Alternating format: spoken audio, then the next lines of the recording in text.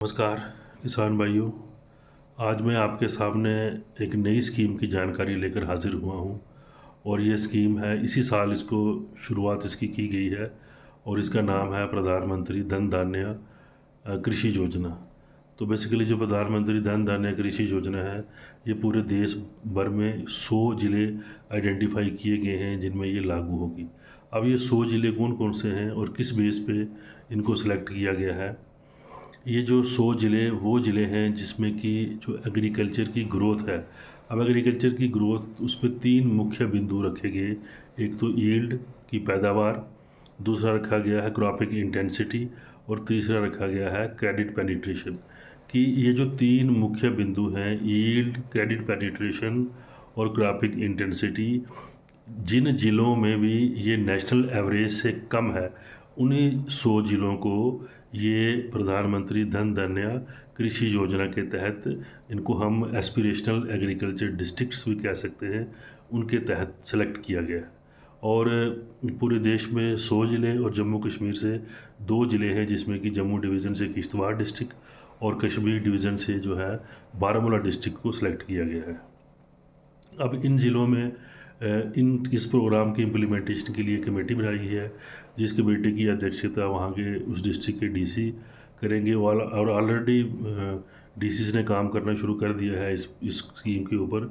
और इसमें सभी जो डिपार्टमेंट्स, एग्रीकल्चर डिपार्टमेंट हैं, यूनिवर्सिटीज़ हैं, केवीकेज़ हैं, उनको बोल दिया गया है कि आप इस तरह प्लान तैयार कीजिए कि ज़िले की जो यील्ड है अलग अलग क्रॉप्स की, उसको बढ़ावा दिया जा सके। और ख़ासकर जो हमारा क्लाइमेटिक जो अनसर्टेनिटीज़ हैं, उनके मद्देनज़र रखते हुए प्लान तैयार किए जाएँ। एग्रीकल्चर में क्रॉप्स, इन क्रॉप के साथ साथ जो और दूसरे अलाइड सेक्टर्स हैं, हॉर्टिकल्चर है, फिशरी है, सेरिकल्चर है, पोल्ट्री है, हर एक डिस्ट्रिक्ट की अपनी अलग अलग विशेषता है, उसको मद्देनज़र रखते हुए वहाँ पे प्लान तैयार किए जाए। इसके साथ साथ नेचुरल रिसोर्सेज जो हैं, उनको किस प्रकार मैनेज करना है, कौन सी टेक्नोलॉजी है, वो सस्टेनेबल तरीके जिससे कि हमारे रिसोर्सेज, सॉइल है, वाटर है, एयर है, वो कंजर्व हों। हमारे यूथ हैं, खासकर जो हमारी महिला किसान हैं, उनकी मोबिलाइजेशन के लिए, उनकी एम्पावरमेंट के लिए क्या क्या काम करना है, किस प्रकार जो है उनको ग्रुप्स बनाने हैं, चाहे वो सेल्फ हेल्प ग्रुप हो, चाहे वो एफपीओज़ है। फिर किस प्रकार टेक्नोलॉजी लानी है जिससे कि इन ज़िलों की जो वैल्यू एडिशन है या प्रोसेसिंग है उसको बढ़ावा मिल सके, जिससे कि जो फूड वेस्ट है उसको कम किया जा सके। इन ज़िलों में मैकेनाइजेशन को कैसे प्रमोट किया जाए, उस पे काम किया जाए।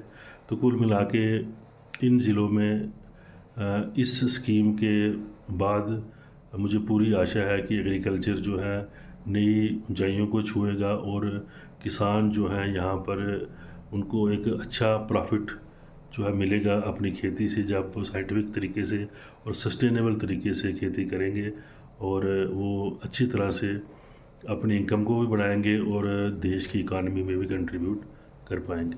ये 24,000 करोड़ रुपए की स्कीम है ये, और कोई 1.5 करोड़ के करीब फार्मर जो हैं इन 100 ज़िलों के, इस स्कीम से उनको फ़ायदा मिलने वाला है आने वाले 5 सालों में। धन्यवाद।